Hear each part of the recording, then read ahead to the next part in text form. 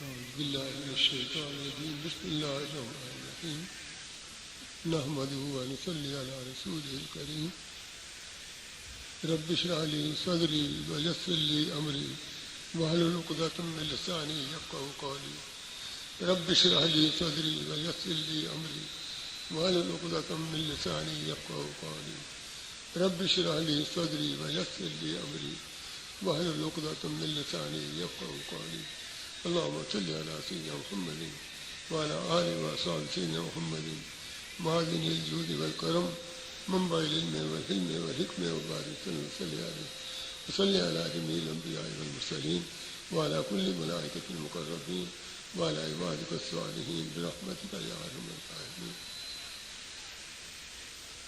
اشتہار میں میرا خطاب لکھا ہوا ہے، نہ میں خطیب نہ خطاب نہ پیر نہ فقیر، حضرت صاحب کے ہاتھ پر سب پڑھا دیتا ہوں، بس اتنا ہمارا کام ہے، باقی کچھ بھی نہیں. الحمد نہ میں عالم ہوں نہ کچھ.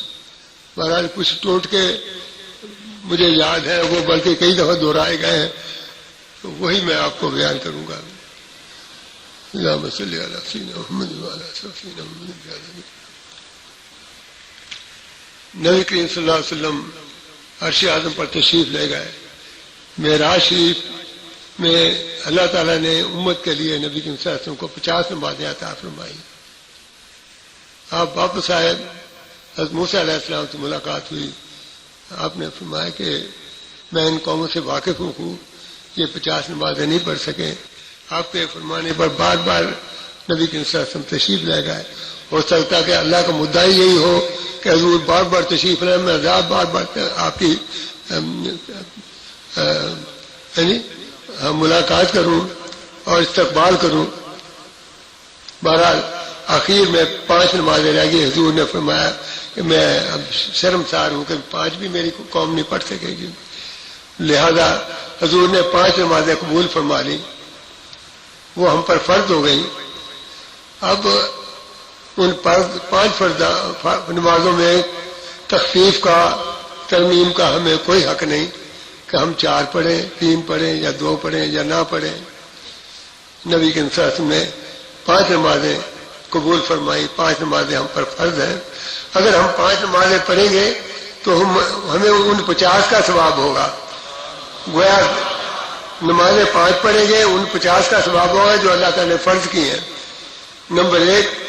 دوسرا اللہ کا فرمان ہے من جاء بالحسنات فلہ عشر امثالھا، جس نے 1 نیکی کی اس کو اس کا 10 گنے اجر ملے گا. ہم 5 نمازیں پڑھیں گے، وہ بھی 10 گنے ہمیں اجر ملے گا.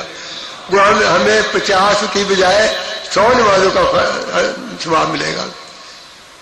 50 نمازیں تو ہو گئی تھے جو اللہ تعالیٰ نے فرض کی، اور 50 نمازیں وہ ہو گئی جو 10 گنا اللہ نے ثواب دیا ہے. تو ہمیں 100 نمازوں کا ثواب ملے گا اگر ہم نماز پڑھتے ہیں. ہمارے پاس ایک کتاب آئی ہے، اس میں لکھا ہے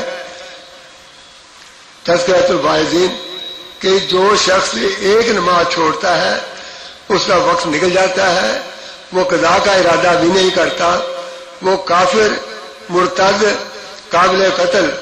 مرتد وہ ہوتا ہے جو دین سے پھر جائے اور اس کی سزا قتل ہوتی ہے دین میں. کافر، مرتد، قابل قتل، نہ اس کے ساتھ بول چال، نہ وہ حضور کا امتی، اس کا کھانا پینا حرام، اس کی اولاد فاسق، اس کے منہ سے نور اٹھا لیا جائے گا، مرتے وقت زبان لڑکھڑا جائے گی اور کلمہ نصیب نہیں ہوگا، نہ اس کو دعا لگے نہ اس کو برکت ہوگی. مسلمان ہی نہیں تو وہ اس کو دعا کے لگے برکت کیا ہوگی. پھر دوبارہ سن لو، کسی کو شک شبہ نہ رہے، میں کتاب کی بات کر رہا ہوں اپنے پاس سے نہیں، کہ جس کی 1 نماز رہ گئی اس کا وقت نکل گیا، اس نے قضا کا ارادہ نہیں کیا، وہ کافر، مرتد، قابل قتل، نہ اس کا جنازہ، نہ اس کے ساتھ بول چال، نہ حضور کا امتی، اور اس کا کھانا پینا حرام، اس کی اولاد فاسق، منہ سے نور اٹھا لیا جائے گا، مرتے وقت اس کی زبان لڑکھڑا جائے گی، کلمہ نصیب نہیں ہوگا، نہ دعا لگے نہ برکت ہو. میرا خیال کتنے میرے بھائی ہیں جو 1 نماز بھی نہیں پڑھتے. اگر ان کو میرا یہ بیان کچھ اثر کرتا ہے، محسوس کرتے ہیں کہ ہم غلطی میں اور 5 نمازیں انشاءاللہ پڑھیں گے جماعت کے ساتھ پڑھیں گے. نماز فرض ہے، جماعت واجب ہے. واجب کا جو تارک ہوتا ہے وہ گناہ گار ہوتا ہے. تو مجھے ایک دفعہ یقین دہانی کرائیں کہ ہم نے یہ بات سن لی اور اس پر انشاءاللہ پابندی سے عمل پیرا ہوں گے. پانچ نمازیں جماعت کے ساتھ پڑھیں گے، نماز کے ساتھ. چلو ایک مسئلہ حل ہو گیا، سارے مسلمان ہو گئے. اب ایک مسئلہ یوں ہے کہ ماں باپ کی فرما برداری کا. قرآن میں کہ ماں باپ کو اف تک نہ کہو، ان کو جھڑکو نہ، ان کے ساتھ نہایت نرم لہجے سے بات چیت کرو، ان کے لیے اپنی ذلت کی گود کشادہ کرو. کہو یا اللہ جس طرح انہوں نے مجھے بچپن میں پالا ان پر رحم فرما. قرآن میں جگہ آیا بالوالدین احسانا، ماں باپ کے ساتھ احسان کرو، نیکی کرو. ہمارے حضرت صاحب فرمایا کرتے ماں باپ کے دل میں اللہ نے محبت دی ہے اولاد کی، اور اولاد کو محبت نہیں ہوتی، ان پر ان کی خدمت فرض کی ہے. اولاد کو اپنی اولاد سے محبت ہوتی ہے، ماں باپ سے نہیں ہوتی. اگر یہ وہ سوچ لیں کہ جیسے ہمیں اپنی اولاد سے محبت ہے، ہمارے ماں باپ کو بھی ہمارے ساتھ اسی طرح محبت ہے. جیسے ہم اپنی اولاد کی پرورش کرتے ہیں، کتنے ناز رکھ رہتے ہیں، اسی طرح ہمارے ماں باپ نے بھی ہماری اسی طرح پرورش کی ہے. اگر یہ دماغ میں آ جائے تو پھر حقوق ادا ہو جاتے ہیں ماں باپ کے. پتہ ہی ہے نا ہم اپنی اولاد کو کس طرح پالتے ہیں، کیسے کیسے ناز نخرے برداشت کرتے ہیں. ہمارے ماں باپ نے اسی طرح ہمارے ساتھ کیا ہے.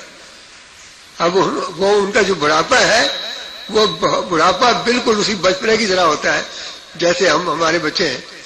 وہ بات پہ مطلب پریشان ہوتے ہیں، بات پہ گرم سرد ہوتے ہیں، تو ہم ان کو ایسے ہی سمجھے کہ یہ ہمارے بچے ہیں.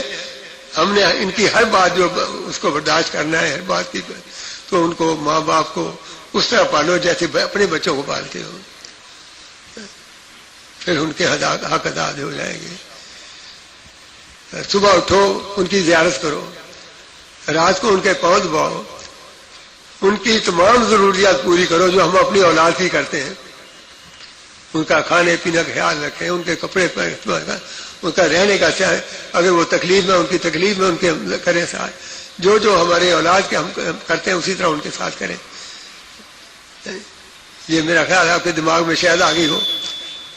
ہم اپنے ماں باپ کے ساتھ انشاءاللہ اسی طرح سلوک کریں گے جیسے بتایا گیا ہے. کچھ واقعات میں کتاب میں لکھے ہوئے ہیں. حضرت موسیٰ علیہ السلام عرض کرتے یا اللہ مجھے کوئی ایسا بندہ دکھا جو میرے ساتھ جنت میں ہوگا. فرمایا فلاں کسائی. آپ اس کی شناخت پر تشریف لے جاتے ہیں، وہ دکان پہ بیٹھا ہوا ہے، گوشت بیچ رہا ہے، وہ پیسے زیادہ لیتا ہے، ڈنڈی مارتا ہے، کم دیتا ہے گوشت. آپ نے سوچا یہ جنت کا کیسے حقدار ہو سکتا ہے، کوئی اور ہوگا. آپ چلنے لگے، جبرائیل علیہ السلام آ گئے، نہیں یہی ہے. اللہ کا رنگ دیکھتے ہیں، آپ رک گئے. اسے نہیں پتا موسیٰ علیہ السلام کھڑے. اس نے دکان بند کی، کچھ گوشت لیا، ساتھ چلنے لگا. آپ نے فرمایا بھی اللہ کے بندے میں بھی چلوں، کہ ہاں جی تشریف لے چلے. لے جا کے بٹھایا، اجازت لے کے اپنا کام شروع کیا. وہ گوشت اس نے پکا کے شوربے کی طرح کیا. کھونڈی کے ساتھ گمبھیر ٹنگی ہوئی تو اس کو اتارا، اس میں سے بڑھیا نکال کے اس کو نلایا دھلایا، کپڑے بدلی کیے. وہ گوشت چمچے کے ساتھ اس کے منہ میں ڈالا. اس نے کھانے کے بعد کچھ بات کی، وہی ٹانگ کے حاضر ہو گیا. مان لے کے کیا معاملہ ہے جی؟ کہ جی یہ میری ماں ہے، میں اسی طرح خدمت کرتا ہوں. اس نے تیرے ساتھ کیا بات کی ہے؟ کہ جی اس نے مجھے دعا دی ہے اللہ تعالیٰ تجھے موسیٰ علیہ السلام کے ساتھ جنت میں داخل کرے. کہاں ایک ڈنڈی مار، گوشت کم تولتا ہے.